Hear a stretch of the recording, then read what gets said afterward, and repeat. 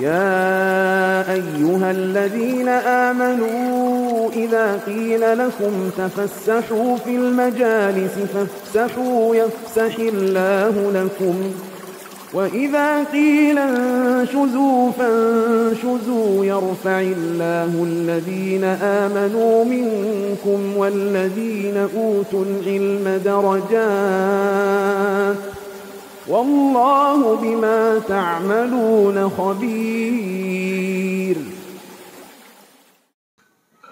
بسم الله. السلام عليكم ورحمة الله وبركاته. إن الحمد لله nahmaduhu wa nasta'inuhu wa nastaghfiruh. Sesungguhnya segala puji adalah milik Allah. Kepada Allah lah kita memuji, memohon pertolongan dan memohon ampunan. Wa na'udzu billahi min syururi anfusina wa sayyiati a'malina. Dan kita berlindung kepada Allah dari kejahatan jiwa kita dan keburukan amal perbuatan kita. May yahdihillahu fala mudilla lahu wa may yudlil fala hadiyalah. Siapa yang Allah berikan hidayah, tidak ada yang dapat menyesatkannya, dan siapa yang disesatkan, tidak ada yang dapat memberikan hidayah baginya. Wa asyhadu an la ilaha illallah rabbi wahdahu la syarika lah wa asyhadu anna Muhammadan abduhu wa rasuluh. Dan kita bersaksi tidak ada yang berhak disembah selain Allah. Allah adalah Rabb kita, zat yang Maha Esa, tiada sekutu baginya. Dan kita bersaksi bahwa Nabi Muhammad adalah hamba dan utusan Allah. Ya ayyuhalladzina amanu taqullaha haqqa tuqatih wa la tamutunna illa wa antum muslimun. Wahai orang-orang yang beriman, bertakwalah kepada Allah Subhanahu wa taala dengan sebenar-benarnya takwa, dan janganlah wafat kecuali dalam keadaan Islam. Ya ayyuhan nas ittaqu rabbakum. Wahai sekalian manusia, bertakwalah kepada Rabb kalian. Alladzi khalaqakum min nafsin wahidah wa khalaqa minha zawjaha wa batha minhuma rijalan katsiran wa nisaa. Yang telah menciptakan kalian dari jiwa yang satu, yang darinya Allah karuniakan pasangan. Kemudian dari keduanya Allah karuniakan keturunan yang banyak, laki-laki dan wanita. Wattaqullaha alladzi tasaaluna bihi wal arham. Bertakwalah kepada Allah yang kalian saling meminta dengan menyebut namanya, dan peliharalah silaturrahim. Innallaha kana 'alaikum raqiba. Sesungguhnya Allah Maha mengawasi atas diri-diri kalian. Ya ayyuhalladzina amanu taqullaha wa qulu qawlan sadida. Wahai orang-orang yang beriman, bertakwalah kepada Allah dan berkatalah perkataan yang benar. Yuslih lakum a'malakum wa yaghfir lakum dzunubakum. Niscaya dengannya Allah akan perbaiki amalan kalian dan mengampuni dosa-dosa kalian. Wa may yuti'illaha wa rasulahu faqad faza fawzan 'azima. Siapa yang taat kepada Allah dan Rasulnya, maka sungguh dia telah mendapatkan kemenangan yang besar. I'lamu fa inna asdaqal hadithi kitabullah. Ketahuilah sebaik ucapan adalah firman Allah, kitabullah. Wa khairal hadi hadi Muhammadin sallallahu alaihi wasallam. Dan sebaik-baik petunjuk adalah petunjuk Nabi Muhammad sallallahu alaihi wasallam. Wa syarrul umuri muhdatsatuha. Dan seburuk-buruknya amalan adalah yang diada-adakan. Wa kullu muhdatsatin bid'ah. Dan setiap yang diada-adakan adalah kebid'ahan. Wa kullu bid'atin dhalalah. Dan kebid'ahan itu sesat. Wa kullu dhalalatin finnar. Dan kesesatan itu tempatnya adalah di neraka. Amma ba'du. Ayyuhal ikhwah rahimani wa rahimakumullah. Kemarin lusa kita mendengar berita tentang wafatnya salah seorang ulama Ahlus Sunnah wal Jamaah yang mungkin banyak didengar, tetapi jarang yang mengetahui seperti apa rupa beliau. Ulama yang cukup senior, usianya sudah di atas 90 tahun, yang bernama Syekh Rabi Al-Madkhali rahimahullah rahmatan wasi'ah. Beliau dikenal sebagai ulama jarah wa ta'dil, ulama yang diakui keilmuannya bahkan oleh masyayikh seperti Syekh Al-Utsaimin, kemudian Syekh bin Baz, Syekh Muqbil Al-Wadi'i, Syekh Al-Albani. Tetapi banyak mendapatkan kezaliman dari para penuntut ilmu yang baru mempelajari Al-Quran dan As-Sunnah 1-2 tahun. Sehingga kadangkala orang yang belajar kepadanya mereka juluki, tidak hanya di Indonesia, bahkan di Saudi Arabia, di Yaman, dijuluki dengan sebutan madakhilah, yaitu orang-orang yang menuntut ilmu kepada Syekh Rabi Al-Madkhali. Kezaliman ini sesuatu yang luar biasa dan masif di mana-mana, dan biasanya keluar dari para hudatsaul asnan, yang mana mereka baru mempelajari Al-Quran dan As-Sunnah.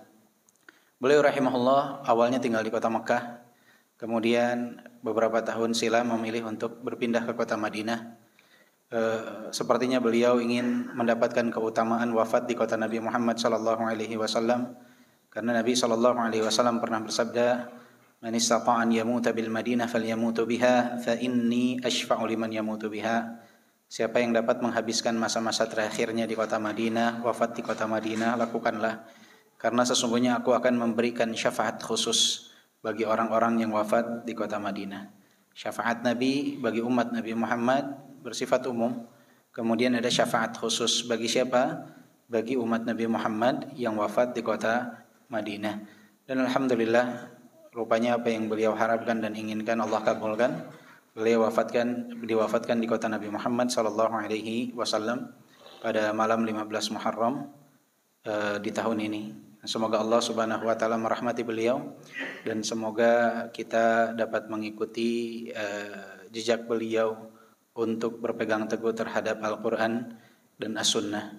Beliau tidak disenangi oleh mereka yang berusaha untuk memanfaatkan apa yang mereka ketahui dari Al-Quran dan As-Sunnah untuk tujuan dunia mereka dan pemikiran menyimpang mereka. Jadi beliau sosok yang dibenci oleh orang-orang tersebut, karena beliau begitu ahli untuk membongkar apa yang tidak terlihat oleh kebanyakan manusia di zaman sekarang. Tetapi ini bukan berarti beliau bisa mengetahui perkara gaib, ya, bukan. Tetapi kan ahlul ilmu itu punya basirah. Mereka bisa mengetahui dari gerak-gerik seseorang, dari langkah seseorang, apa sebetulnya yang mereka inginkan dari langkah-langkah tersebut. Makanya tidak disenangi oleh orang-orang yang seperti itu. Tapi kita sebagai orang-orang yang mencintai Al-Quran dan As-Sunnah, mencintai kebenaran dan orang-orang yang membawa kebenaran, sungguh sangat mengherankan jika tidak menyenangi sosok seperti ini. Dan yang sangat disayangkan justru bahasa kitanya mungkin zaman sekarang ketidakrespekan, ya, itu muncul justru dari para penuntut ilmu yang menisbatkan diri kepada Al-Quran dan As-Sunnah itu sendiri. Jarang terlihat di media sosial atau apapun yang mereka miliki untuk bertakziah atas wafatnya Syekh Rabi' Al-Madkhali rahimahullah rahmatan wasi'ah. Berbeda dengan langkahnya para ulama, walaupun di antara mereka ada khilaf perbedaan pandangan, tetapi semuanya bertakziah atas wafatnya Syekh rahimahullah rahmatan wasi'ah. Inilah bedanya ulama dengan para penuntut ilmu. Ulama tahu bagaimana mereka harus bersikap, bagaimana mereka harus berucap, apa yang harus mereka katakan, dan mereka hikmah dalam melihat perselisihan yang ada. Berbeda dengan para penuntut ilmu hudatsaul asnan, yang mana seringkali di antara mereka memukul rata setiap perbedaan pandangan yang ada, menganggap, oh kalau fulan itu bukan syekh saya, jadi saya tidak perlu untuk merahmatinya, mendoakan rahmat untuknya.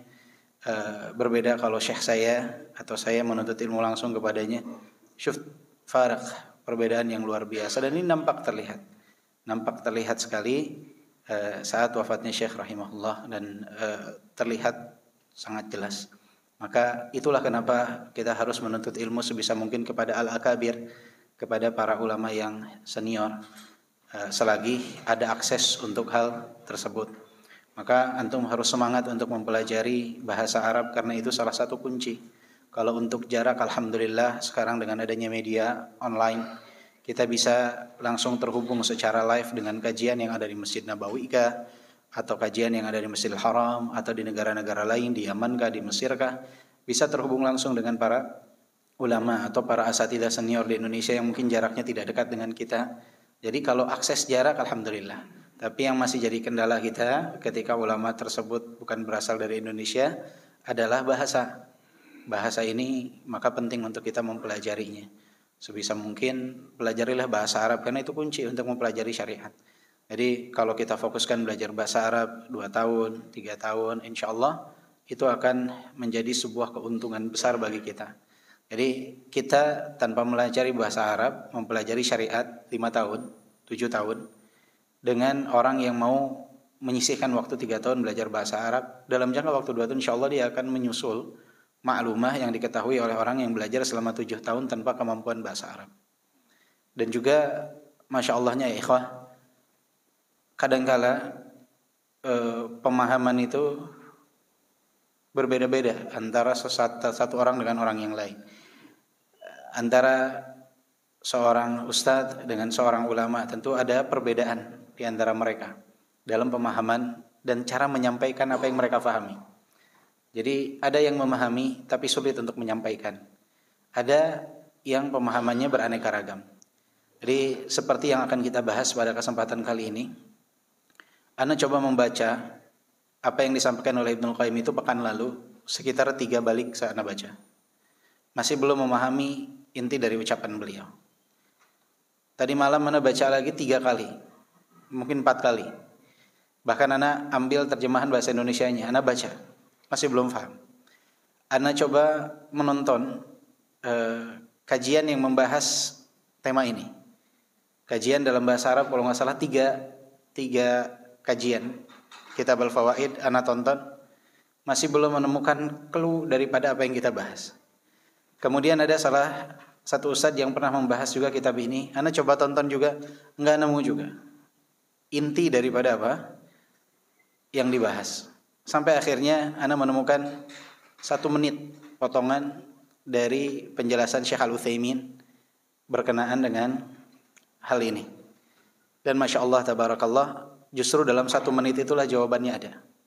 Jadi tonton yang 15 menit, nonton yang 40 menit, tonton yang 20 menit, jawabannya tidak ketemu-ketemu. Tapi justru dengan 1 menit dari penjelasan Syekh Al-Utsaimin, jawaban itu didapatkan. Dan beliau Syekh Al-Utsaimin menjelaskannya dengan apa? Bahasa Arab. Maka banyak hal ya ikhwah yang bisa kita dapatkan dengan kita mau menyisihkan waktu untuk mempelajari apa? Bahasa Arab. Nah, untuk membuktikan ucapan Ana minta antum sekarang baca dulu apa yang akan kita bahas hari ini. Judulnya apa, Pak? Beberapa penjelasan apa? Perenungan, kan sudah dibahas pekan lalu. Yang A-nya ya. Bab berikutnya apa?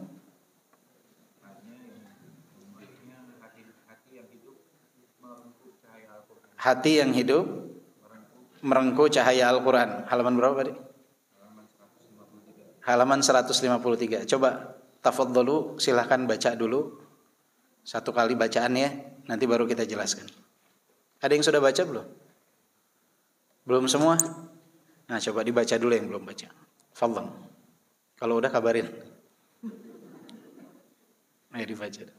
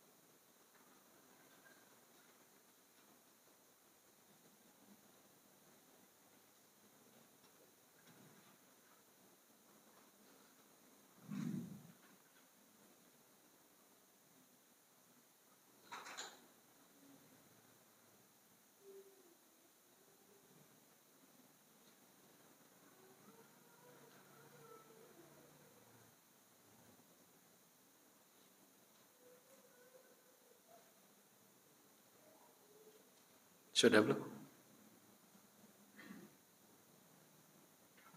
Sudah? Sudah. Gimana, Fah? Pusing ya. Baik. Bismillah ya, kita coba bahas perlahan. Semoga Allah berikan taufik kepada kita untuk mudah menyampaikan dan mudah untuk memahaminya. Baik. Bismillah. Faslun al-qalbul hayy wal Qur'an. Hati yang hidup dan Al-Qur'an. Di sini Syekh atau Imam Ibnul Qayyim rahimahullah mengatakan, fa in qil idza kana at-ta'thir innama yatimmu bimajmu'i hadhihi fama wajhu dukhuli ada'i aw fi qawlihi aw alqa as-sam' wal mawdu'u mawdu'u al-jam' la mawdu'u allati hiya li ahadi syai'ain. Kata beliau, jika at-ta'thir, pengaruh tersebut, itu akan menggapai kesempurnaan dengan terkumpulnya hal ini. Ini yang kita bahas pada pertemuan pekan lalu, bahwa kesempurnaan dalam efek membaca Al-Quran untuk kita mendapatkan peringatan dari apa yang ada di dalamnya, itu ketiga terkumpul tiga hal. Yang pertama adalah di saat seseorang memiliki apa? Hati yang hidup. Karena semua orang punya hati. Muslim, kafir punya hati. Tapi ada yang hatinya hidup, ada yang hatinya sekarat, ada yang hatinya mati. Jadi yang pertama hati yang hidup. Yang kedua apa? Pendengaran. Dan ketiga adalah persaksian. Jadi di saat seseorang itu memiliki hati yang hidup, kemudian dia mau untuk mendengarkan, dan dia mau untuk menyaksikan dengan panca indera dia, dengan mata dia, maka disinilah kesempurnaan efek itu akan didapatkan. Kesempurnaan pengaruh itu akan didapatkan. Pemahaman itu akan didapatkan. Dan ini tidak hanya dalam mempelajari Al-Quran. Di saat kita mempelajari apapun, ketika kita mampu mengontrol tiga hal ini, hati yang fokus, pendengaran yang fokus, dan mata yang fokus, maka insya Allah akan ada pemahaman yang kita fahami. Tetapi di saat hati tidak fokus, hanya mata dan pendengaran, maka sulit untuk faham. Berapa banyak kita hadir di kajian atau hadir ketika kita sekolah ataupun kuliah dalam kelas, mata kita melihat dosen, melihat guru, melihat ustadz, pengajar, pendengaran kita mendengarkan, tapi hati kita tidak fokus, kita nggak faham. Kita tidak faham. Ada juga yang dia tidak fokus dengan pendengarannya. Dia nggak mau fokus dengan pendengarannya. Dia dengar apa yang ada di hadapan dia, tetapi mendengar hal-hal yang lain. Kan sering seperti itu. Ada orang ngobrol, dia dengarkan Al-Quran radio di mobil, tapi sambil ngobrol misalkan. Dengar ceramah di mobil sambil ngobrol. Kira-kira akan tingkat pemahamannya akan sama gak dengan orang yang hanya fokus kepada pendengarannya pada satu yang disampaikan? Pasti berbeda. Kemudian juga mata sama. Tingkat kefokusan itu akan bertambah dengan adanya apa? Persaksian. Ayat sebelumnya itu kan apa? Allah Subhanahu wa taala berfirman di ayat sebelumnya itu apa? Inna fi dzalika ladzikra. Dalam Al-Qur'an itu ada peringatan bagi siapa? Liman kana lahu qalbun aw alqa as-sam'a wa huwa syahid. Bagi yang memiliki apa? Hati. Hati yang hidup. Aw alqa as-sam'a. Dan lihat ya, alqa ini, alqa as-sam'a itu pendengaran yang hanya terfokus kepada satu hal. Dia fokuskan pendengarannya kepada hal tersebut. Al-Qassam. Jadi tidak mendengar hal yang lain. Wa huwa syahid, dan dia menyaksikan. Nah, ini adalah tiga hal yang mendatangkan apa? Kefokusan secara sempurna. Nah, subbab ini mengatakan apa? Idza kana ta'tsiru innama yatimmu bimajmu' hadi. Jika efek kesempurnaan itu akan didapat, kesempurnaan efek atau pengaruh dari Al-Quran itu akan didapat jika terpenuhi tiga hal ini. Fama wajhu dukhuli ada'i au. Lantas mengapa di dalam ayat ini Allah menggunakan lafaz au atau, bukan menggunakan lafaz waw dan? Kenapa atau bukan dan? Padahal atau ini kan pilihan, ini atau ini. Tetapi kemarin dijelaskan bahwa kesempurnaan ini hanya didapat ketika mendapatkan apa? Tiga hal ini semua terpenuhi. Kenapa tidak menggunakan kata waw? Kenapa menggunakan kata atau? Faham pertanyaannya nih? Baik. Nah, kemudian beliau menjelaskan. Hadza su'alun jayyid. Ini pertanyaan yang amat bagus, berbobot lah bahasa kita ini. Bagus pertanyaan seperti ini, kata Ibnul Qayyim. Wal jawabu anhu an yuqal, dan jawabannya adalah dikatakan kharajal kalamu bi au bi'tibari halil mukhatab al mad'um. Kata au ini kenapa digunakan dalam hal ini? Karena ini bukan berkaitan kepada kesempurnaan efek yang kemarin kita bahas, tetapi kepada kondisi manusia itu sendiri yang Al-Quran itu wahyu Allah subhanahu wa ta'ala, firman Allah subhanahu wa ta'ala diberikan kepada mereka. Jadi ini berkaitan dengan kondisi kita, orang yang menerima wahyu. Kondisi kita ini variatif. Jadi kata Syekh Al-Utsaimin menjelaskan dengan lebih mudah sebelum kita lanjutkan. Manusia itu ya ikhwah, ada dua jenis manusia. Ada mereka yang mendapatkan hidayah itu dengan hati mereka yang memiliki hati yang hidup, hati yang bersih, hati yang suci, hati yang berada di atas fitrah, hati yang berakal. Dia memahami Al-Quran itu sendiri dengan dia membacanya, dia mentadaburinya, membaca tafsir-tafsir dari para ulama, dia bisa memahami hal tersebut. Karena apa? Karena hatinya hidup, hatinya ini berakal, dapat berpikir tentang apa yang dia baca, dia dapat paham secara langsung. Dan itu langsung masuk ke dalam hatinya. Ada tipikal manusia yang dia tidak bisa seperti itu. Dia membutuhkan orang lain untuk menjelaskan kepadanya, menyampaikan kepadanya apa yang ada dari kebenaran Al-Quran itu sendiri, dari firman Allah subhanahu wa ta'ala, dari hadis Nabi SAW. Dia membutuhkan orang untuk menyampaikan kepadanya tentang hal tersebut, menggunakan pendengarannya. Dan ini tidak akan dapat maksimal juga tanpa ada pandangan dari hatinya. Artinya ada kefokusan dari hatinya, itu gak akan bisa didapatkan. Jadi ada dua tipikal manusia dapat menerima hidayah. Yang pertama, dia dapat memahami dengan sendirinya, dengan membaca, mentadaburi, karena hidup hatinya dan akalnya dia gunakan. Dia menggunakan akal sebagaimana mestinya. Dia bisa memahami hal tersebut karena kejernihan hatinya. Ada yang tidak bisa seperti itu. Ada yang dia dengan mendengarkan dapat lebih paham. Banyak gak seperti ini? Banyak sekali. Ada yang kalau baca gak paham, tapi kalau dengerin, oh ya, terbantu dia mungkin dengan intonasi, dengan kata-kata tambahan. Tapi ini tidak mungkin didapatkan tanpa ada apa? Kefokusan hati dalam mendengarkan. Kefokusan hati dalam mendengarkan. Maka kata Ibnu Qayyim, kata au ini bukan kepada kesempurnaan efek yang didapat, bukan kembalinya kepada itu. Tapi kepada kondisi orang-orang dapat menerima hidayah itu. Kembalinya kepada kondisi orang. Ada yang dengan hatinya saja dia sudah cukup, karena tadi kesempurnaan hatinya.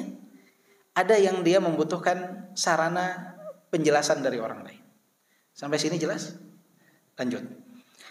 Hada soalun jayyid. Pertanyaan ini sangat bagus kata beliau. Wal jawabu anhu an yuqal kharajal kalamu bi'atibari halil mukhatab al-mad'u. Ini berkaitan dengan kondisi orang yang diajak bicara. Fa inna minan nas, di antara manusia kata beliau, man yakunu hayyal qalbi wa'iyahu tammal fitrah. Fa idza fakkara biqalbihi wa jala bifikrihi dallahu qalbuhu wa aqluhu ala sihhatil Qur'an wa annahu al-haq. Di antara manusia ada yang memiliki hati yang hidup, yang mana memiliki kesempurnaan kesadaran. Al-fitrah, di atas fitrah, di atas tauhid, di atas kesucian. Fa idza fakkara biqalbihi wa jala bifikrihi dallahu qalbuhu wa aqluhu ala sihhatil Qur'an wa annahu al-haq.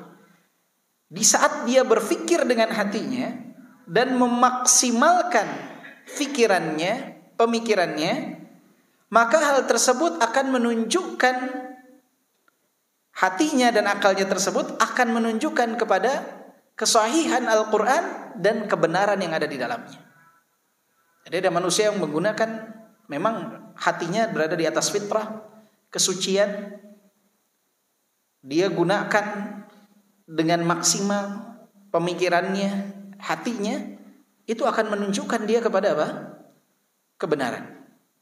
Akan menunjukkan dia kepada kebenaran. Wa syahida qalbuhu bima akhbara bihi al-Qur'an. Fakana wurudul Qur'an ala qalbihi nuran ala nuril fitrah. Maka di saat hatinya ini suci, datanglah dia baca Al-Quran, yang mana Al-Quran ini adalah firman Allah Subhanahu wa ta'ala, maka ini hakikatnya adalah cahaya di atas cahaya. Cahaya Al-Quran di atas cahaya Al-Fitrah, kesucian.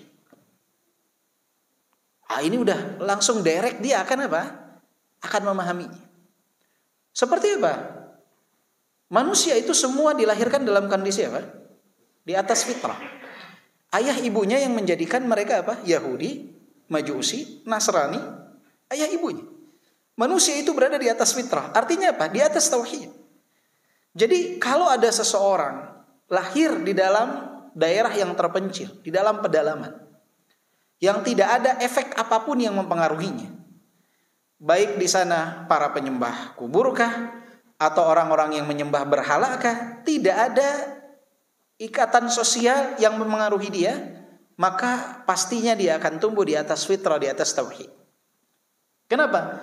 Karena sabda Nabi seperti itu. Setiap yang terlahir itu terlahir di atas apa? Kefitrahan, di atas tauhid. Siapa yang menjadikannya Majusi dan Yahudi? Orang tuanya. Artinya di saat seseorang berada dalam kesendirian, tidak ada pengaruh dari manapun, pastinya dia akan menjadi hamba yang mentauhidkan Allah Subhanahu wa ta'ala. Karena fitrahnya seperti itu. Makanya setiap anak kecil itu kalau ditanya, itu jawabannya seragam. Kenapa? Dia berada di atas fitrah jika belum terpengaruhi oleh pemasukan apapun. Nah, kemudian beliau menyebutkan firman Allah dalam surat An-Nur ayat 35. Ini ayat yang istimewa, ayat yang luar biasa. Ayat yang sangat luar biasa. Allahu nurus samawati wal ard. Mathalu nurihi kamishkatin fiha misbah. Al-misbahu fi zujajah.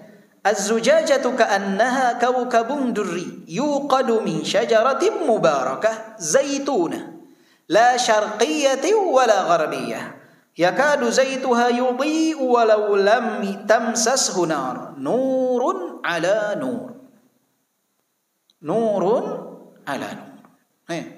Coba ada yang bacakan dulu artinya, tafadhal. Ada di situ kan ayatnya, ada kan? Ada ya, dibacakan salah seorang, tafadhal. Bisa baca semua kan? Allah memberi cahaya kepada langit dan bumi. Perumpamaan cahayanya seperti sebuah lubang yang tidak tembus, yang di dalamnya ada pelita besar. Pelita itu di dalam tabung kaca, dan tabung kaca itu bagaikan bintang yang berkilauan, yang dinyalakan dengan minyak dari pohon yang diberkahi, yaitu pohon zaitun yang tumbuh tidak di timur dan tidak pula di barat, yang minyaknya saja hampir-hampir menerangi, walaupun tidak disentuh api. Cahaya di atas cahaya berlapis-lapis, di mana Allah memberi petunjuk kepada cahayanya bagi orang yang Dia kehendaki. Dan Allah membuat perumpamaan bagi manusia, dan Allah Maha mengetahui segala sesuatu. Faham? Enggak. Baik. Di sini Allah berfirman, Allahu nurus samawati wal ard. Allah adalah apa? Ya, di dalam terjemahan itu diberikan kata Allah adalah pemberi cahaya. Dan ini banyak dikritisi oleh para ulama. Kenapa? Karena secara jelas di dalam ayat ini Allah berfirman, Allahu nurus samawati wal ard. Allah adalah cahaya langit dan bumi. Allah adalah cahaya langit dan bumi. Ketika ditakwilkan menjadi pemberi cahaya, al-munawwir, berarti di sini ada pemalingan dari lafaz yang sudah sangat jelas. Padahal takwil di sini tidak diperlukan. Mengapa? Karena hal tersebut merupakan bagian daripada sifat Allah Subhanahu wa taala. Cahaya itu adalah sifat dzatiyah bagi Allah Subhanahu wa taala. Sehingga ini yang dikritisi oleh diantaranya Syekh Al-Utsaimin, masyayikh yang lain. Walaupun ada di antara ulama-ulama terdahulu yang mengatakan bahwa maknanya Allah adalah pemberi cahaya bagi langit dan bumi, tetapi para ulama terdahulu itu tidak menafikan, tidak meniadakan bahwa nur, cahaya ini adalah sifat bagi Allah Subhanahu wa taala. Berbeda dengan sebagian orang di zaman sekarang. Ketika mereka memalingkan maknanya, mengatakan pemberi cahaya langit dan bumi, mereka menafikan bahwa di antara sifat Allah adalah Allah nur, cahaya. Allah adalah cahaya bagi langit dan bumi ini. Jadi bedanya ulama dahulu dengan orang-orang di zaman sekarang, ulama dahulu ketika menafsirkan dengan pemberi cahaya langit dan bumi, mereka tidak menafikan, tidak meniadakan makna sifat cahaya bagi Allah Subhanahu wa taala. Yang sekarang mereka mentawilkan dengan menafikan hal tersebut. Beda ya antara dua hal ini. Yang lebih tepat kata beliau, Allahu nurus samawati wal ardh, sebagaimana mestinya. Allah adalah cahaya langit dan bumi. Dan nur itu terbagi ke dalam dua bagian. Ada nur yang merupakan makhluk Allah, ada nur yang bukan merupakan makhluk Allah Subhanahu wa taala. Nur itu ada dua. Ada makhluk Allah, ada bukan makhluk Allah. Ini penting untuk difahami. Karena ini akan berkaitan dengan ayat yang akan kita bahas. Nur adalah makhluk Allah Subhanahu wa taala. Itu pun terbagi menjadi dua bagian. Nur yang merupakan makhluk Allah, ada nur yang merupakan makhluk Allah yang hissi, yang nampak. Contohnya apa? Matahari, bulan, cahaya yang kita tahu cahaya itu dalam yang terlihat oleh mata, itu adalah makhluk Allah yang hissi, yang nampak. Ada cahaya yang merupakan makhluk Allah yang dia bersifat maknawi, secara makna. Apa itu? Keimanan, ilmu. Itu adalah cahaya Allah Subhanahu wa taala yang merupakan makhluk Allah, yang mana Allah Subhanahu wa taala berikan kepada hamba yang Allah Subhanahu wa taala kehendaki. Tetapi dia tidak hissi, tidak nampak. Sesuatu yang bersifat apa? Maknawi. Kemudian ada nur yang dia bukan merupakan makhluk Allah Subhanahu wa taala. Yaitu sifat Allah Subhanahu wa taala, firman Allah Subhanahu wa taala itu adalah cahaya. Sifat Allah Subhanahu wa taala, sifat dzatiyah nur ini yang Allah firmankan, Allahu nurus samawati wal ardh. Dalam surat Nur ayat ke-35, Allah adalah cahaya langit dan bumi. Kemudian juga dalam surat Az-Zumar ayat ke-69, wa asyraqatil ardu binuri rabbiha. Wa asyraqatil ardu binuri rabbiha. Ini menandakan bahwa nur ini adalah sifat dzatiyah bagi Allah Subhanahu wa taala. Dan firman Allah Subhanahu wa taala juga bukan makhluk bagi Allah Subhanahu wa taala. Dan Allah Subhanahu wa taala menyebutnya pun dengan nur. Walakin ja'alnahu nuran nahdi bihi. Walakin ja'alnahu nuran nahdi bihi man nasha'u min ibadina. Dalam surat apa tuh? Asy-Syura ayat ke-52. Dan kami jadikan, walakin ja'alnahu, kami jadikan Al-Quran itu nuran, cahaya.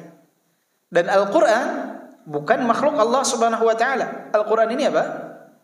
Firman Allah Subhanahu wa ta'ala. Nahdi bihi man nasha'u min ibadina. Yang kami berikan hidayah dengannya, dengan Al-Quran ini, siapa yang kami kehendaki dari hamba-hamba kami. Jadi nur itu ada yang merupakan makhluk, ada yang merupakan apa? Bukan makhluk. Nur yang merupakan makhluk Allah Subhanahu wa ta'ala itu ada yang hissi, yang nampak, ada yang maknawi, secara makna. Yang hissi seperti apa? Matahari, bulan, dan cahaya yang terlihat. Yang secara makna itu apa? ilmu dan keimanan dalam hati seorang hamba. Itu cahaya.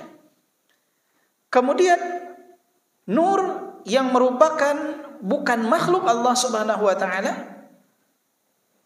itu merupakan sifat dzatiyah bagi Allah. Allahu nurus samawati wal ard dalam surat Nur ayat ke-35, dan juga firman Allah Subhanahu wa taala, wa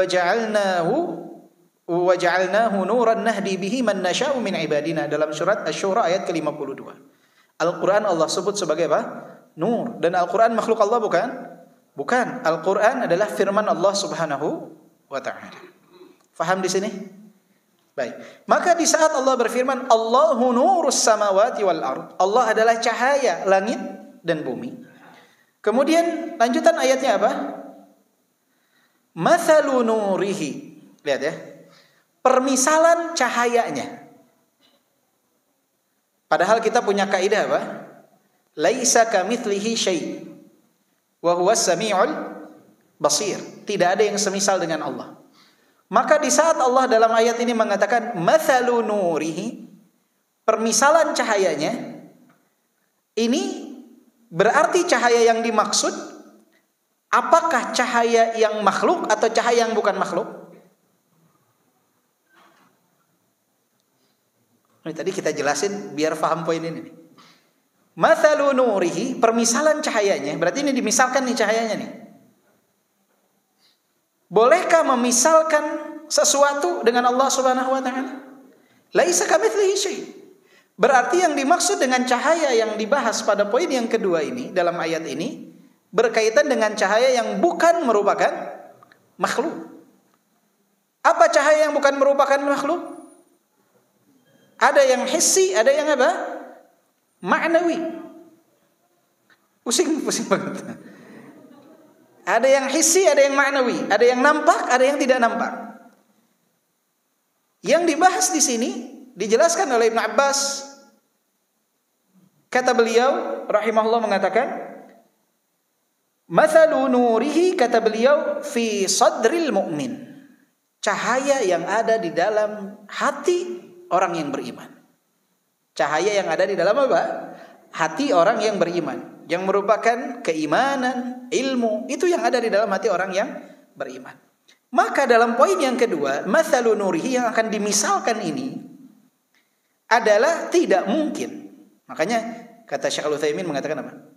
Tidak mungkin kita katakan mathalu nurihi ini kepada nur yang bukan makhluk Allah Subhanahu wa taala. Kenapa? Enggak boleh. Karena tidak ada yang semisal dengan Allah Subhanahu wa taala. Maka di sini harus dimaknai dengan mathalu nurihi ini yang merupakan makhluk Allah Subhanahu wa taala. Nur yang merupakan makhluk Allah. Apa itu? Ada dua, hissi dan ma'nawi. Kita lihat pendapat para ulama. Ibnu Abbas mengatakan radhiyallahu anhu apa? Fi sadril mu'min. Berarti ini adalah nur yang merupakan makhluk Allah yang ada di dalam hati orang yang beriman. Jelas poinnya sampai sini? Jelas? Jelas apa Bus atau diulang dulu? Ulang. Baik. Satu-satu nih ya. Fokus. Hatinya, matanya, pikirannya fokus. Baik. Nur itu terbagi dua. Cahaya itu ada dua. Ada cahaya yang merupakan makhluk Allah. Ada cahaya yang dia merupakan sifat dzatiyah bagi Allah Subhanahu wa taala. Jadi cahaya itu tidak dipukul rata. Cahaya itu ada yang merupakan makhluk, ada yang bukan makhluk. Sifat Allah bukan makhluk bagi Allah Subhanahu wa taala. Jelas? Al-Qur'an Allah sebut dengan nur, cahaya. Tapi dia bukan apa? Bukan makhluk. Allah sendiri, Allah firmankan, Allahu nurus samawati wal ard. Allah cahaya langit dan bumi. Berarti ini sifat dzatiyah bagi Allah Subhanahu wa taala. Dia bukan makhluk. Nur, cahaya juga ada yang merupakan makhluk Allah Subhanahu wa taala. Dan nur yang merupakan makhluk Allah, cahaya ini, ada yang nampak oleh mata. Hissi itu disebutnya. Nampak oleh mata. Apa itu? matahari, cahaya bulan, cahaya yang kita lihat nih ya, pencahayaan lampu apa, ini adalah makhluk Allah Subhanahu wa taala. Dia terlihat oleh kita. Ada yang maknawi, secara makna dia disebut cahaya, walaupun tidak terlihat oleh mata. Apa itu? Yang ada dalam hati orang yang beriman, keimanan, ilmu. Itu adalah apa? Cahaya. Itu adalah apa? Cahaya. Dia makhluk Allah tapi bersifat maknawi. Kan kita sering kan, ilmu itu cahaya. Betul kan? Orang kalau belajar terang gitu mukanya? Tidak. Ada lampu neon di atas? Enggak ada. Tapi dia cahaya. Secara makna dia apa? Cahaya. Jelas sampai sini? Jadi cahaya itu ada dua. Ada yang bukan makhluk, ada yang makhluk. Baik. Di ayat bagian yang pertama, Allahu nurus samawati wal ardh. Allah adalah cahaya langit dan bumi. Ini cahayanya tertuju kepada apa? Karena lafadznya secara jelas mengatakan Allahu nurus samawati wal ardh. Dan ini tidak perlu ditakwil. Kenapa? Karena tidak ada kendala di saat kita memahami sebagaimana mestinya. Kenapa? Karena nur yang dimaksud di sini adalah sifat dzatiyah bagi siapa? Bagi Allah Subhanahu wa taala. Jadi enggak perlu kita takwil. Tapi ketika membahas yang kedua, mathalu nurihi, permisalan cahaya Allah Subhanahu wa taala, ini tidak bisa kita misalkan dengan, tidak bisa kita maknai dengan yang bukan makhluk. Kenapa? Karena tidak boleh untuk dimisalkan. Tidak boleh untuk apa? Dimisalkan Allah dengan makhluk. Maka ini diletakkan kepada apa? Cahaya yang merupakan apa? Makhluk. Maka ketika kita baca, para sahabat menafsirkannya apa? Di antaranya Ibnu Abbas mengatakan apa? Cahaya ini adalah fi sadril mu'min. Mungkin antum bertanya, kenapa di sini kok dinisbatkannya kepada Allah? Mathalu nurihi, cahayanya Allah. Kenapa kok disebutnya cahayanya? Katanya makhluk. Kenapa disebutnya cahayanya Allah Subhanahu wa taala? Makhluk itu kadang dinisbatkan kepada Allah. Contohnya Baitullah. Ka'bah Baitullah. Ya kan? Nabi Rasulullah. Baitullah, Rasulullah itu nisbat kepada apa? Nisbat kepada Allah. Makhluk yang dinisbatkan kepada siapa? Kepada Allah Subhanahu wa taala. Maka di sini pun sama, enggak ada masalah. Mathalu nurihi, permisalan cahaya Allah Subhanahu wa taala. Baik. Apa permisalannya ini? Luar biasa, misal yang sangat istimewa. Mathalu nurihi kamishkatin fiha misbah. Mishkah itu apa di situ diartikannya? Sebuah lubang. Jadi orang zaman dahulu, Pak, Bapak tahu lampu Petromax? Lampu zaman dulu tuh. Biasanya kalau di ruangan disimpannya di mana? Kalau di Timur Tengah, biasanya di tembok rumah-rumah zaman dulu itu ada seperti lubang. Seperti lubang. Ada, jadi di tembok itu dia agak di ke dalam, agak masuk ke dalam. Lubang itu disebutnya mishkah. Lubang yang besar di tembok. Itu disebutnya mishkah. Di kita juga kayaknya begitu ya zaman dulu. Jadi di tembok itu ada kayak, kalau zaman sekarang kayak tempat rak buku, agak masuk ke dalam. Nah itu biasanya lampu itu disimpannya di situ. Kamishkatin fiha misbah, di dalamnya ada misbah. Antum tahu Petromax? Petromax itu dia ditutupi oleh apa? Kaca. Baik. Di bawahnya itu bahan bakarnya diletakkan kan? Baik. Di atasnya ada apa? Lubang. Di atasnya ada apa? Ada lubang. Lubang itu untuk keluarnya apa? Asap. Karena kalau ditutup, ya kalau nggak mati dalamnya semua isinya asap. Ada cahaya nggak? Nggak akan, ketutup, redup. Maka di sana ada apa? Ada cerobongnya. Nah Allah misalkan nih, cahaya di dalam hati seorang mukmin kamishkah, seperti lubang. Nih hati seorang mukmin. Fiha misbah, di dalamnya ada apa? Lentera. Ada lentera. Al misbahu fi zujajah. Lentera ini di dalam apa? Kaca. Memang kan? lubang kaca, lentera itu menjadikan pencahayaan itu menjadi sempurna, terarah, tidak buyar kemana-mana. Kamishkah fiha misbah, al misbahu fi zujajah, dalam kaca. Az-zujajatu ka'annaha kaukabun durri. Seperti apa di situ? Seperti bintang-bintang ya apa? Oh, dibaca terjemahannya. Seperti bintang ya apa? Yang berkilauan. Dalam sebuah athar disebutkan, innal malaikah latanzuru liqulubil mu'minin wa sudurihim kama yanzuru ahlul ardi lin nujumi fis sama. Sesungguhnya malaikat melihat hati-hati orang yang beriman di dalam dada-dada mereka seperti penduduk bumi melihat bintang-bintang di langit. Jadi kita lihat bintang di langit berkilauan. Begitulah malaikat melihat hati orang-orang yang beriman. Bercahaya semua. Kamishkatin fiha misbah, al-misbahu fi zujajah, az-zujajatu ka'annaha kaukabun durri. Az-zujajah di sini seperti bintang-bintang yang berkilauan, sesuai dengan cahaya yang ada di dalam hati mereka.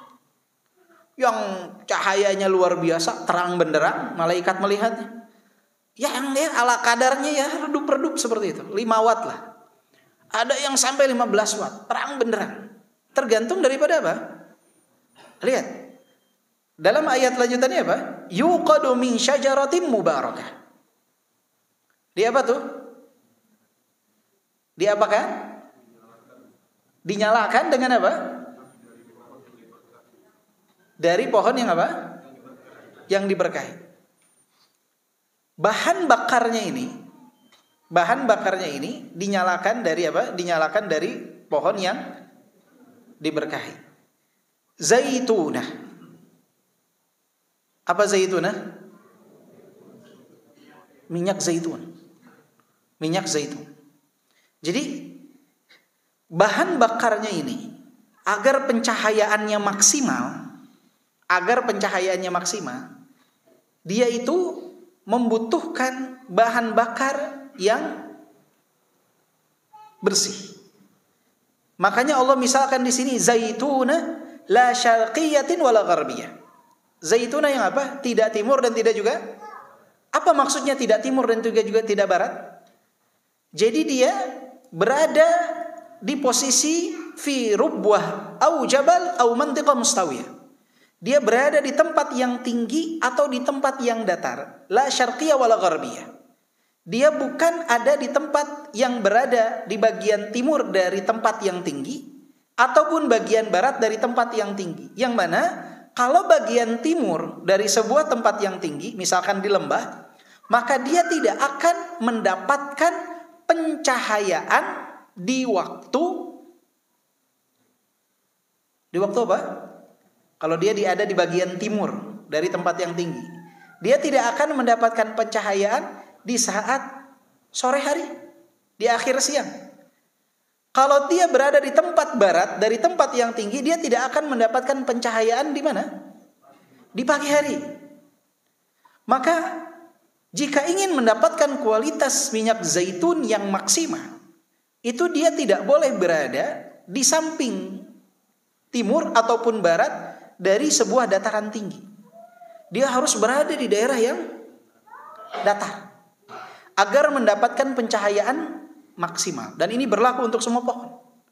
Jadi zaitun terbaik adalah zaitun yang berada di dataran yang mendapatkan pencahayaan secara maksimal. Tidak hanya di waktu pagi dan tidak hanya di sore hari. Makanya Allah sebutkan di sini zaitunah la syarqiyatin wala gharbiyah. Jadi memang bahan bakarnya ini istimewa. Minyak zaitun adalah yang terbaik untuk menyalakan disebutnya pelita ini, bahan bakar terbaiknya minyak zaitun, dan minyak zaitunnya juga bukan sembarang minyak zaitun, yaitu zaitunah la syarqiyatin wala gharbiyah. Memang minyak zaitun yang paling top, paling istimewa. Artinya apa? Jika ingin mendapatkan pencahayaan yang maksimal, maka kondisi hati seseorang itu yang terbaik adalah yang berada di atas fitrah. Fitrah yang bersih, yang tidak terkontaminasi dengan segala macam embel-embel kesyirikan dan kemaksiatan. Kamishkatin la syarqiyatin wala gharbiyah yakadu zaituha yudhi walau lam tamsashu nar. Sampai saking istimewanya, saking jernihnya minyak ini, itu dia nggak perlu lagi api untuk apa? Untuk menyala. Jadi dia kalau mungkin disimpan di tempat gelap saja sudah terang. Minyak zaitun seperti itu. Jadi saking jernihnya, saking luar biasanya, dia ibaratnya tidak lagi memerlukan apa? Cahaya. Kembali ke tadi awal tuh.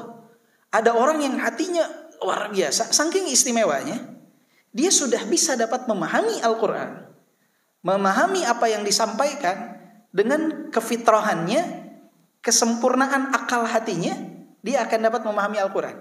Dia nggak perlu lagi api. Apa nih Pak api? Dari pendengaran orang-orang yang menjelaskan kepadanya. Dia nggak perlu lagi itu. Jadi saking jernihnya, dia bisa tuh untuk mendapatkan apa yang seharusnya dia dapatkan dari hidayah tersebut. Tidak perlu api, tidak perlu faktor luar untuk menjadikan dia bercahaya. Tapi tentunya ketika ada faktor luar, adanya api, wah kan terangnya ini semakin apa? Istimewa. Jadi kalau seseorang memaksimalkan semuanya, baik hatinya, pendengarannya, penglihatannya, istimewa sudah. Tapi kalau dia dengan hatinya saja, saking istimewanya sebetulnya sudah cukup, bisa mendatangkan apa? Cahaya. Makanya Allah berfirman di sini, yudhi walau lam tamsashu nar. Nurun ala nur. Cahaya di atas cahaya. Jadi luar biasa. Cahaya di atas cahaya. Di tempatnya, fitrahnya dia nih, datang cahaya firman Allah, ditambah dia dengan zikir, doa, amalan soleh. Cahaya di atas cahaya. Gemerlap luar biasa. Seperti bulan mungkin dipandang oleh malaikat ke bumi. Kenapa? Hati dia istimewa. Makanya Allah misalkan, kamishkatin fiha misbah. Al-misbahu fi zujajah. Az-zujajatu ka'annaha kawkabun durri. Seperti apa? Seperti bintang-bintang yang berkilauan. Yuqadu min syajaratin mubarakah. Zaitunatin la syarqiyatin wala gharbiyah yakadu zaituha yudhi walau lam tamsashu nar. Ini bahan bakarnya itu buah minyak zaitun yang begitu murni, la syarqiyah wala gharbiyah, memang ditanam di posisi terbaik sehingga menghasilkan minyak zaitun terbaik. Seakan-akan hasilnya ini dia dapat bercahaya tanpa perlu bantuan api. Itu menggambarkan kualitas hati orang yang apa? Beriman kepada Allah di atas fitrah, di atas kesucian. Tapi kalau dimaksimalkan semuanya, wah itu lebih luar biasa lagi. Makanya kata au di ayat ini itu kepada apa? Kondisi orang yang menerima hidayah tersebut. Kondisi orang yang menerima hidayah tersebut. Yahdillahu linurihi may yasha. Allah memberikan hidayah dengan cahayanya bagi siapa yang Allah Subhanahu wa taala kehendaki. Bagi siapa yang Allah Subhanahu wa taala kehendaki. Ibnu Al-Qayyim mengatakan di sini, fa hadza nurul fitrah ala nuril wahyi. Ini adalah cahaya fitrah atas cahaya wahyu, di atas cahaya wahyu. Wa hadza halu sahibil qalbil hayyil wa'i. Ini adalah kondisi hati yang hidup, yang berakal. Hati yang luar biasa. Qala Ibnu Al-Qayyim, wa qad dzakarna ma tadammanat hadhihi al-ayat min al-asrar wal ibar fi kitab Ijtima'il Juyush al-Islamiyah ala ghuzwi al-Mu'attalati al-Jahmiyah. Ibnu Al-Qayyim mengatakan bahwasannya telah beliau jelaskan tentang ayat ini dan apa yang terkandung di dalamnya di dalam kitab beliau Ijtima' Juyush al-Islamiyah ala ghuzwi al-Mu'attalati wal Jahmiyah. Ya. Ini kitab beliau bersatunya pasukan Islam untuk memerangi pemahaman Mu'attalah dan Jahmiyah. Yang mana di antara yang beliau kutip di dalam buku tersebut, yang beliau tuliskan dalam buku tersebut, Ibnu Qayyim mengatakan, Allah Subhanahu wa ta'ala samma nafsahu nuran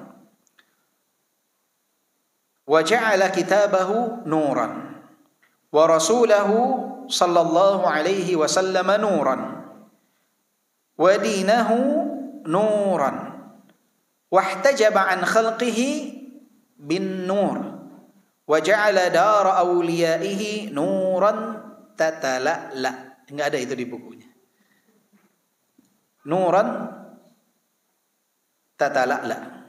Ini kata beliau dalam kitab Ijtimal Juyush Islamiyah jilid 2 halaman 44. Kata beliau, Allah Subhanahu wa ta'ala samma nafsahu nuran. Allah menamakan dirinya nur. Ini pendapat dari Ibnul Qayyim, dan ini ada khilaf di kalangan para ulama. Apakah An-Nur merupakan nama dari nama-nama Allah? Kalau Nur merupakan sifat Allah, semua sepakat iya. Tapi apakah An-Nur merupakan bagian dari Asmaul Husna?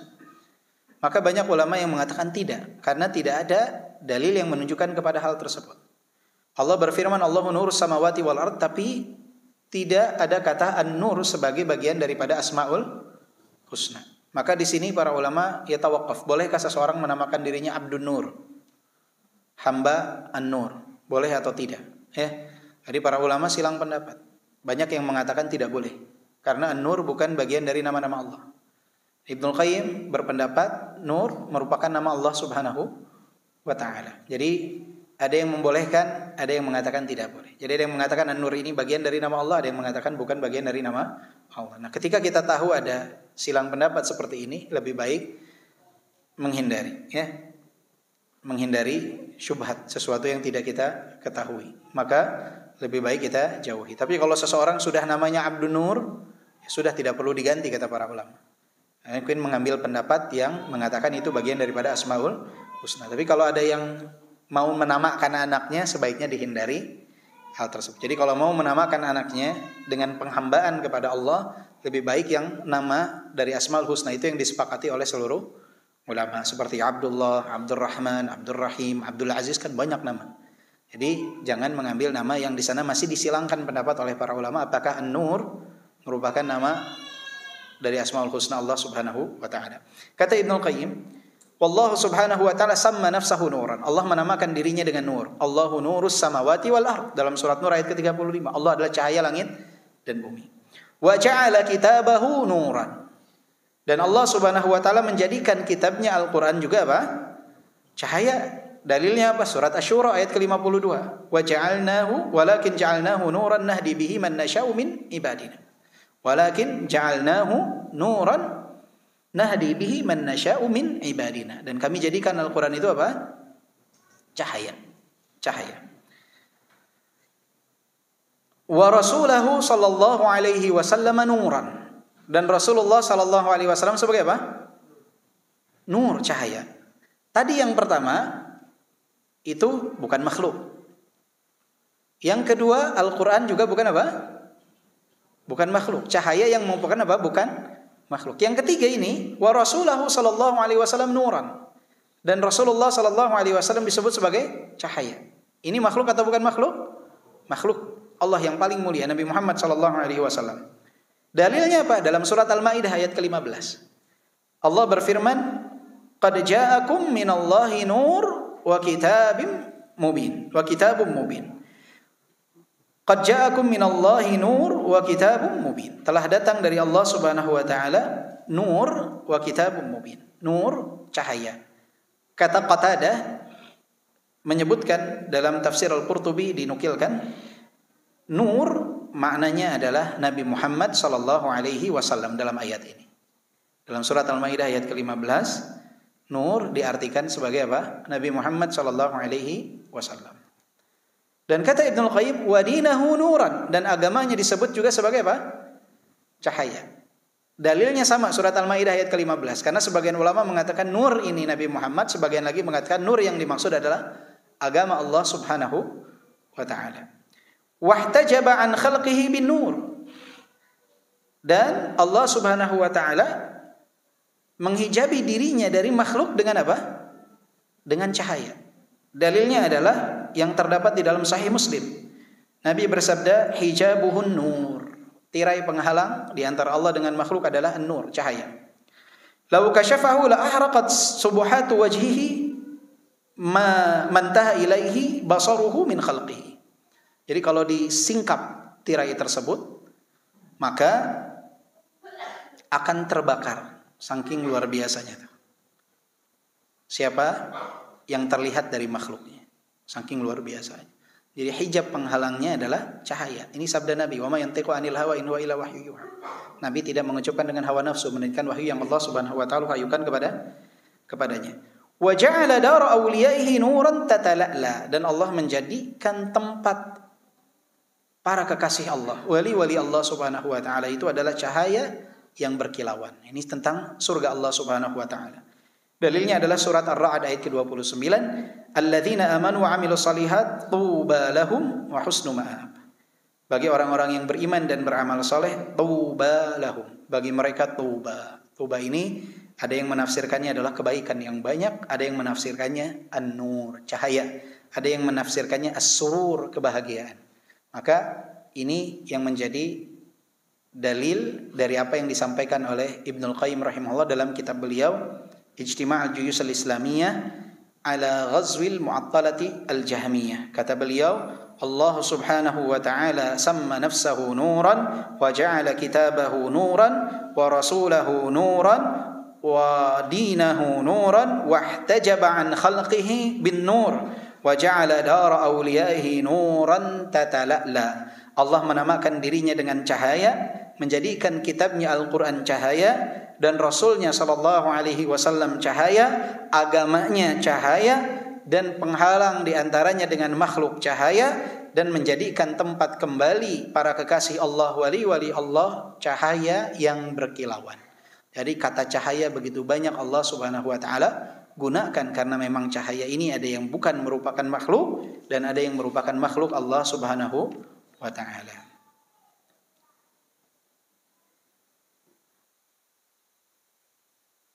Ada waktu, udah lewat. Di situ udah poinnya udah selesai belum? Yang enggak, poin yang tadi udah beres. Sampai mana tuh? Enggak, terakhir yang C itu sampai apa?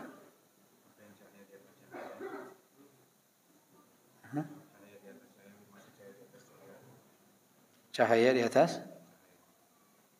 Sampai kata-kata cahaya di atas.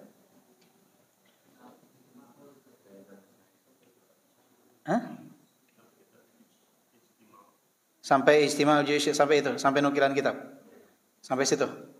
Baru mulai lagi apa? Di sana C.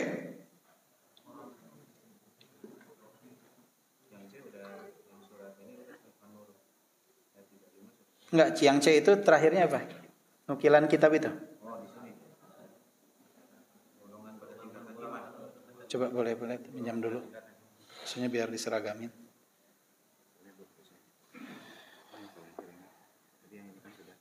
Oh ini baru sampai sini.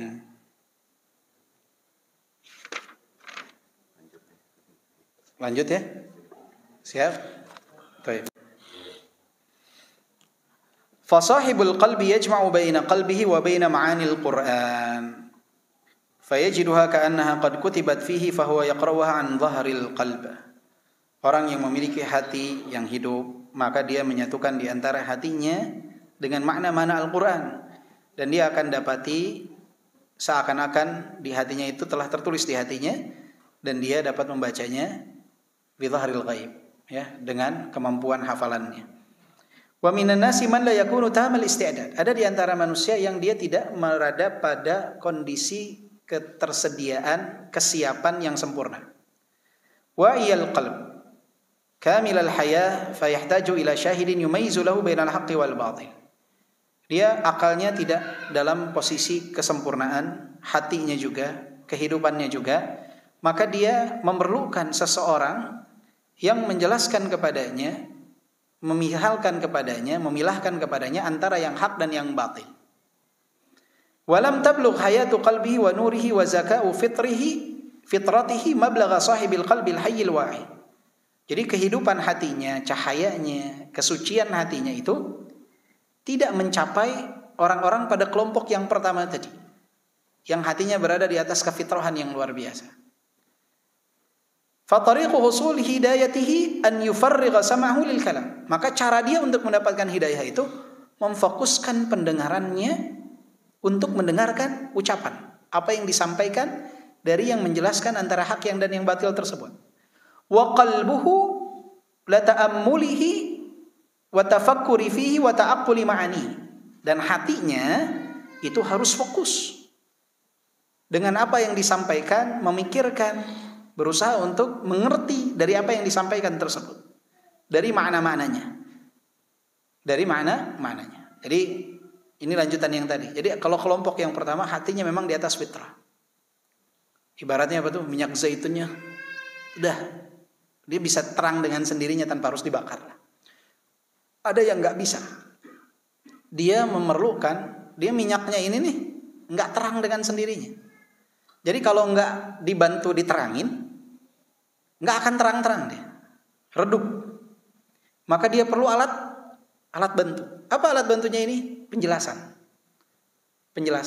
Tapi penjelasan ini nggak akan manfaat kalau memang dia tidak punya bahan bakarnya nih. Antum simpen air mau dibakar segimanapun, kira-kira nyala gak? Enggak. Kenapa? Kita butuh minyak nih untuk membakarnya. Jadi api ini, si ucapan ini baru akan menghasilkan pencahayaan kalau memang si hati ini merupakan sesuatu yang siap untuk dibakar. Hati ini siap untuk dibakar. Maka ucapan mau sebagaimanapun, kalau si hati ini tidak pada kefokusan, nggak akan nyala. Tidak akan menyala. Maka hati ini juga harus apa? Fokus. Baru efek dari ucapan ini akan manfaat.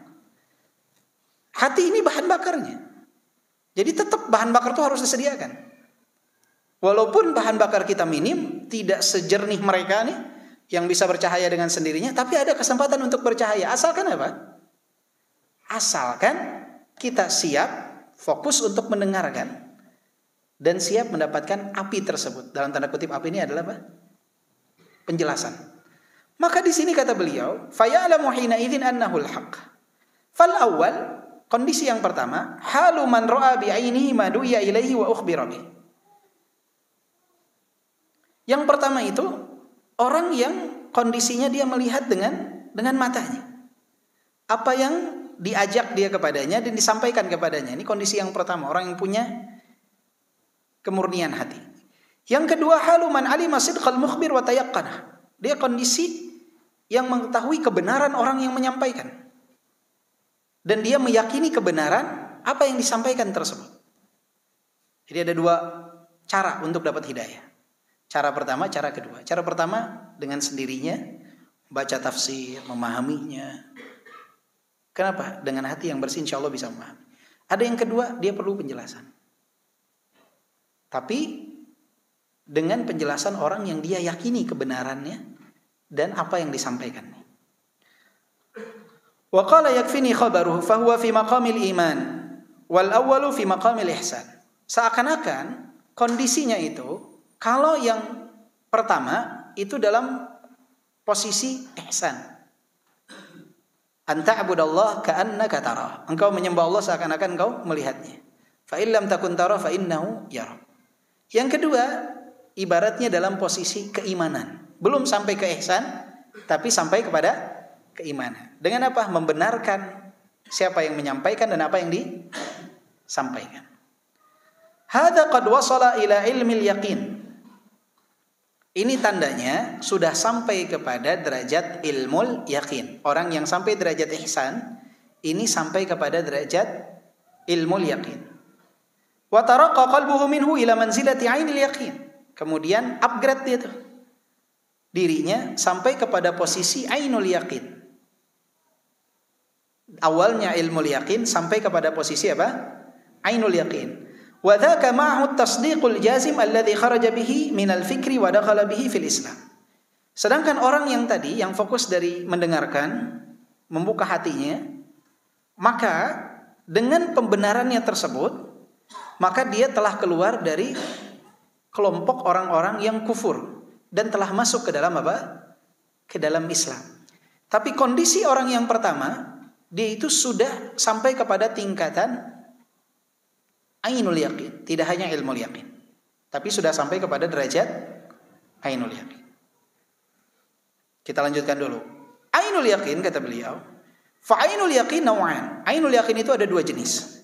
Naw'un fid dunya, jenis yang pertama ainul yaqin di dunia, wa naw'un fil akhirah, dan jenis yang kedua ainul yaqin di akhirat. Falhasilu fid dunya nisbatuhu ilal qalbi ka nisbati syahid ilal ain. Maka kesimpulannya, ainul yaqin di dunia itu nisbahnya kepada hati itu seperti nisbatnya kepada mata.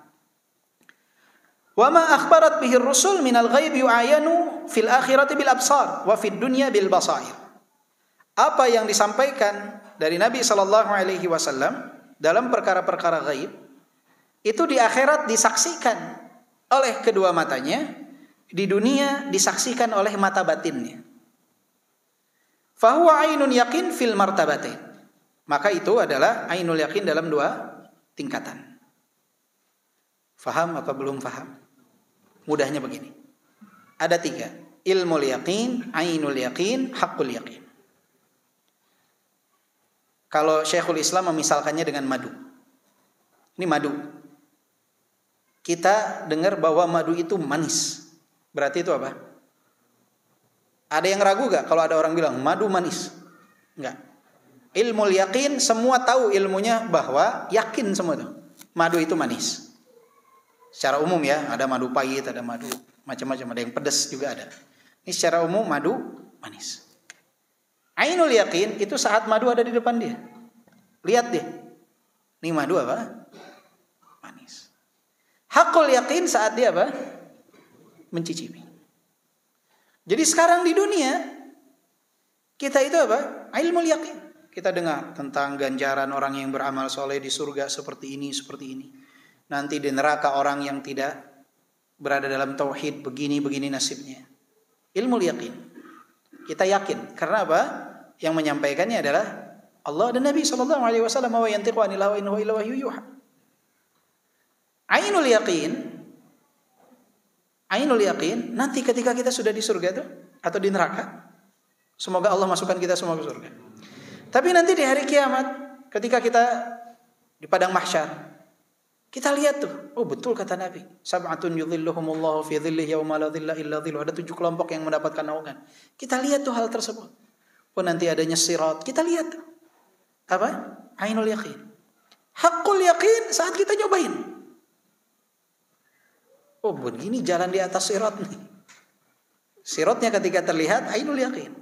Tapi ketika kita melangkah di atasnya apa? Haqqul yaqin. Lihat surga dan neraka ainul yaqin. Saat masuk ke salah satunya haqqul yaqin. Jadi saat mencicipi si madu ini betul manis. Beda gak derajatnya antara ilmul yaqin, ainul yaqin, haqqul yaqin? Beda. Nah ternyata kata Ibnul Qayyim, ainul yaqin ini tidak hanya akan didapatkan oleh mereka nanti di akhirat. Tapi ada di antara hamba-hamba Allah yang dia sudah mendapatkan ainul yaqin dalam kategori pertama di dunia. Memang tidak melihat dengan kedua matanya, tapi melihat dengan mata batinnya.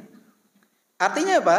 Dia ketika mendapatkan ilmu tentang sesuatu yang bersifat ghaib, ini seakan-akan mata batinnya itu menyaksikan hal tersebut. Dan ini sangat bergantung kepada kesucian hati seseorang. Bahasa kita bisa memvisualisasikan mungkin ya. Mungkin kurang lebihnya seperti itu. Jadi seakan-akan melihat. Seakan-akan apa? Melihat. Makanya kan Nabi apa? Menyampaikan, wallahi law ta'lamuna ma a'lam la dhahiktum qalilan wa la baqitum katsiran. Andaikan kalian dapat melihat apa yang aku ketahui, apa yang aku lihat, kalian akan sedikit tertawa dan akan banyak menangis. Kita kan dengar hadis itu apa? Biasa aja, diam semua kan? Sahabat pas dengar hadis itu semuanya nangis. Kenapa? Karena mereka punya ainul yaqin dengan mata batin mereka. Walaupun tidak melihat secara langsung sebagaimana Nabi, mereka melihat dengan mata batin mereka. Saking sucinya hati mereka sehingga mereka semua menangis. Kita nggak ada yang nangis. Kenapa?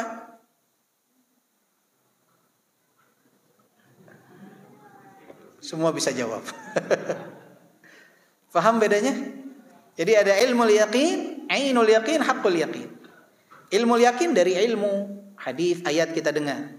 Ainul yaqin itu sebetulnya ainul yaqin itu nanti di akhirat. Tetapi ada sebagian hamba yang dia punya ainul yaqin dengan apa? Dengan basair, dengan mata batinnya. Ini orang-orang terpilih.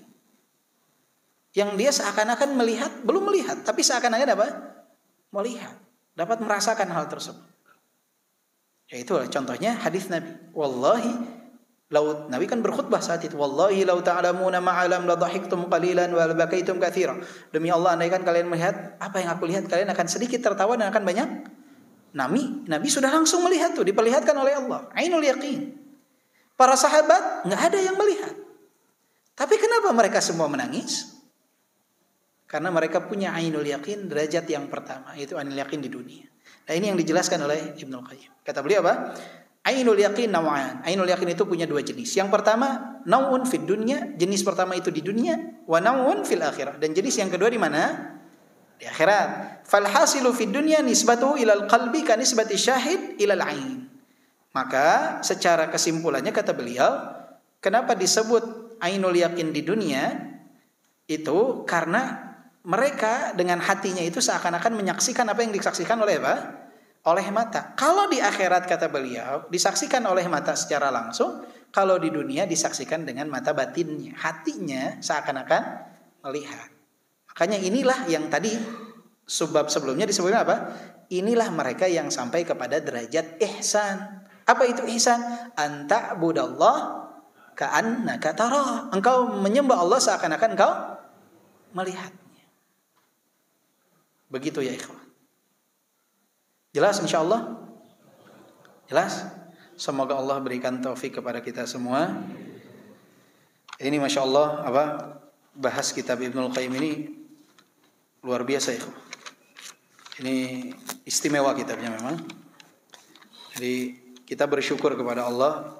Allah berikan kemudahan bagi kita untuk dapat mengkaji kitab ini. Karena banyak, terus terang ana sendiri ketika membaca kitab-kitab Ibnul Qayyim, terutama ini ya Fawaidul Fawaid yang dirangkum oleh Syekh Al-Habib rahimahullah, itu kayak mendapatkan banyak hal baru. Ayat ini Allahu nurus samawati wal ard mathalu nurihi kamishkatin fiyam. Mendengar dari lama.